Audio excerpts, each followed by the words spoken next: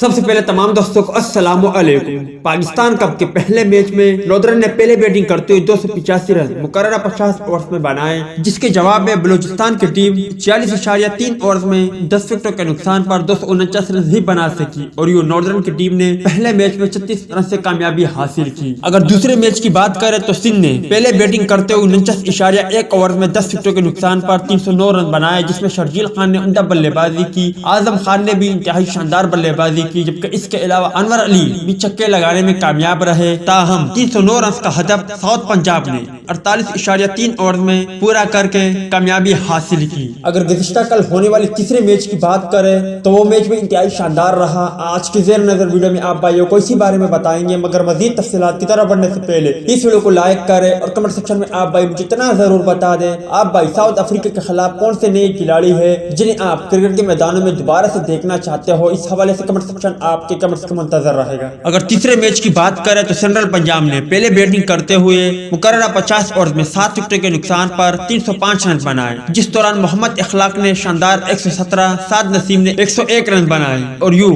305 رن کا ہدف خیبر پختونخوا نے 46.3 اوورز میں 5 وکٹوں کے نقصان پر پورا کیا۔ مصدق احمد نے انتہائی عمدہ بلے بازی کرتے ہوئے شاندار 103 رن بنائے، جبکہ فخر زمان بھی فارم میں نظر آئے اور انہوں نے 70 رن کی ذمہ دارانہ اننگز کھیلی۔ مصدق احمد نے جس طرح کی بلے بازی نیشنل ٹی20 کپ میں دکھائی دی، اسی طرح کی بلے بازی مصدق احمد پاکستان کپ میں بھی سر انجام دے رہے ہیں، اور یہ مصدق حسین وہ کھلاڑی ہے جنہیں شاہد خان آفریدی کے نام سے بھی پکارا جاتا ہے، مطلب کہ وہ کافی جارحانہ انداز سے کھیلتے ہیں اور کافی چھکے اور چوکے بھی لگاتے ہیں، اور ان کا بیٹنگ اسٹائل لگ بھگ شاہد خان آفریدی سے ملتا جلتا ہے۔ امید ہے دوستوں کہ آج کی ویڈیو بھی آپ کو پسند آئی ہوگی۔ ملتے ہیں کسی نیکسٹ ویڈیو میں، تب تک کے لیے اجازت دیجیے، اللہ حافظ۔